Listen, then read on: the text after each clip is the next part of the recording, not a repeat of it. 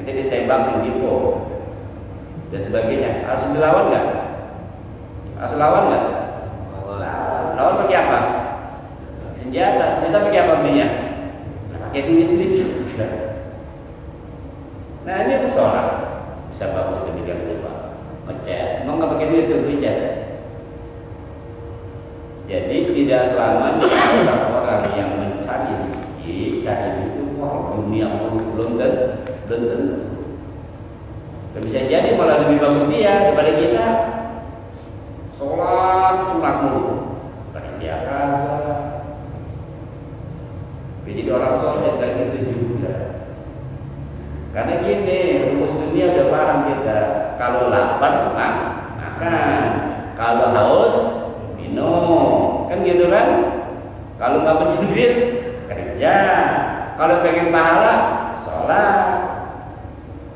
Jadi kalau ada orang sholat pengen cari kaya, andaikan sholat bikin orang kaya, maka siapa orang yang paling pantas untuk kaya? Rasulullah.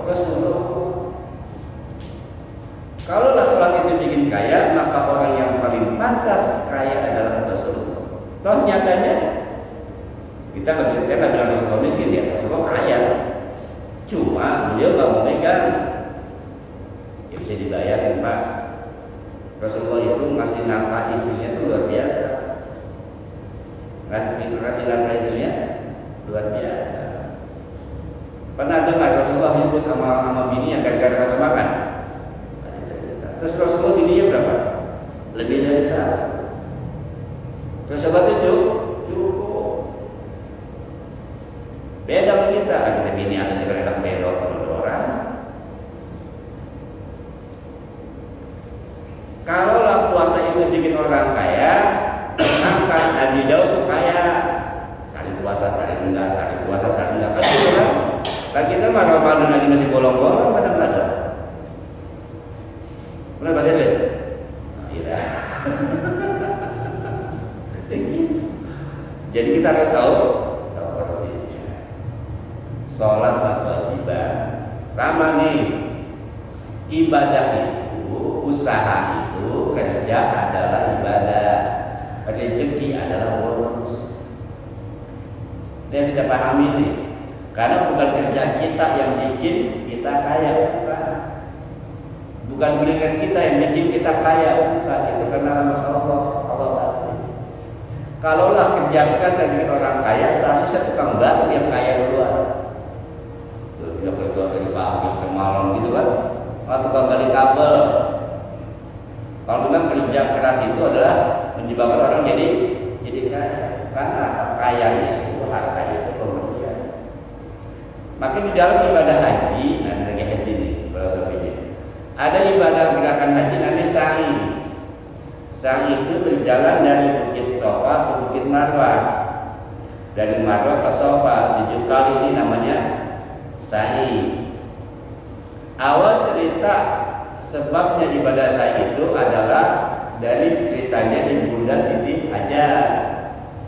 Ketika beliau dan Nabi Ismail kecil ditinggalkan oleh Nabi Ibrahim di Mekah, saat itu kondisi Mekah nggak kayak sekarang Pak, gurun pasir sendirian, tidak ada orang, cuman beliau sama bayi kehausan, gitu ceritanya kan, sekali kehausan cari minum. Siti Hajar mencari dari Sofa ke Marwah, dari Marwah ke Sofa, bolak-balik. Tapi ternyata Allah kasih airnya kepada Nabi Ismail yang masih kecil. Yang saat itu Nabi Ismail sedang tiduran di dekat Ka'bah, kakinya dibak-bak begitu kayak bencana lagi apa bencana semuanya sih, gitu kan ya, gitu kan. Nah tiba-tiba dekat kakinya keluar air. Nah ketika air itu keluar cukup deras, Siti Hajar bilang, ngumpulin air tuh, Zumi. Zumi itu artinya kumpul. Ayo kumpul. Dibikin kayak bendungan gitu Pak. Dibikin. Nah, untungnya saat itu Siti Hajar ngomongnya Zumi. Bukannya apa namanya? Dalam bahasa sebenarnya zumi itu artinya dia kumpul tapi terus ngalir. Ada yang ngumpul gitu kan, ngumpul tapi cepat habis. Situ doang. Nah, Siti Hajar itu bilangnya zumi. Jadi air kumpul cuma ngalir terus. Maka dikenal dengan air zam-zam. Nah, cerita ini apa filosofinya yang kita ambil adalah kewajiban kita cuma ideal. Siti Hajar itu idealnya di sofa marwah. Itu ibadah, kewajiban, ideal itu kewajiban. Rezeki Allah kasih di tempat yang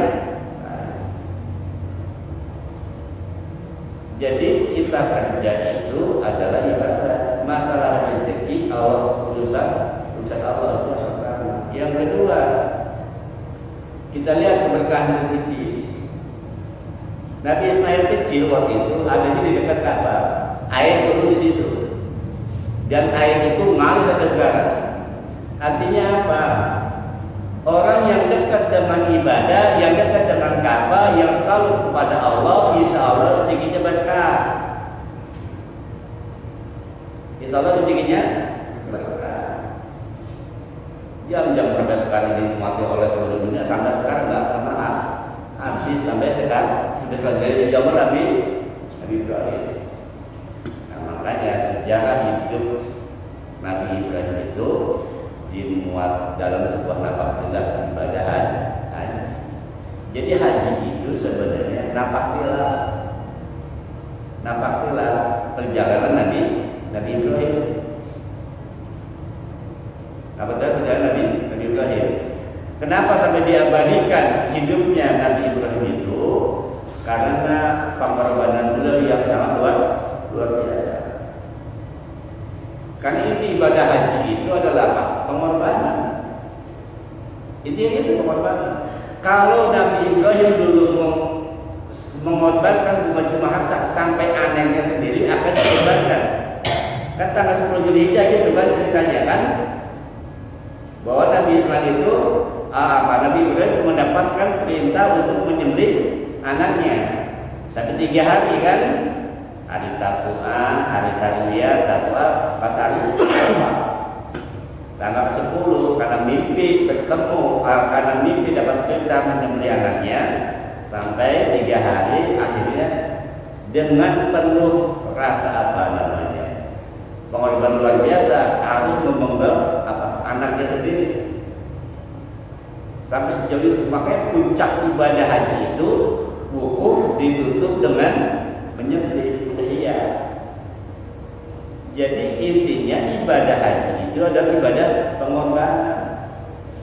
Nabi Ibrahim mengorbankan anak istrinya dari Palestina jalan ke Mekah. Intinya adalah pengorbanan. Nah, kita ini sebenarnya ibadah haji itu ibadah bentuk pengorbanan. Lo berani gak ngorbanin harta lo buat ke tanah suci kan gitu? Berani gak ngorbanin waktu buat meninggalkan keluarga? Berani gak ngorbanin tenaga untuk melakukan manasik? Berani gak mengorbankan itu? Intinya adalah pengorbanan. Allah cuma pengen itu doang. Beranikah kita berkorban? Yang Nabi Ibrahim korbankan itu anak, kita cuma dikorbanin apa? Harta, kambing doang. Makanya kalau ada orang ibadah haji, umroh berkali-kali, tapi malas sedekah, malas membantu orang, katanya kata haji dan umrohnya. Jangan-jangan kesono tidak menemukan eksistensi ibadah haji dan umroh, cuma jalan-jalan doang. Cuma jalan-jalan doang. Iya sih, mau ke Ka'bah sekali doang. Umroh itu gampang Pak sebenarnya. Ibadah umroh itu ibadah yang gampang. Umroh itu rukunnya cuma 4, ada yang bilang 5. Pertama niat bayar nggak? Bayar. Yang kedua tawaf ngeliling Ka'bah 7 kali. Asal Bapak ngeliling Ka'bah 7 kali, nggak usah baca apa-apa, sah. Beda sama sholat. Kalau sholat Bapak nggak baca Fatihah, ibadah sholatnya tidak sah. Kalau tawaf enggak, tawaf asal Bapak ngeliling Ka'bah 7 kali, sah. Sa'i, jalan kaki dari sofa ke Marwah, Marwah ke sofa, bolak-balik 7 kali, nggak baca apa-apa, sah. Tahallul, potong rambut, gak usah baca apa-apa, sah. Jadi ibadah umroh itu cuma tawaf, sa'i, tahallul, ibadah gerakan, baca hukumnya sunnah. Gitu doang.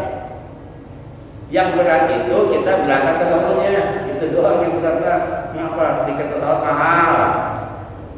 Ya Bapak yuk. Kalau nggak begini, mau pergi apa ke sono? Benar kan? Makanya kita disuruh kerja ikhtiar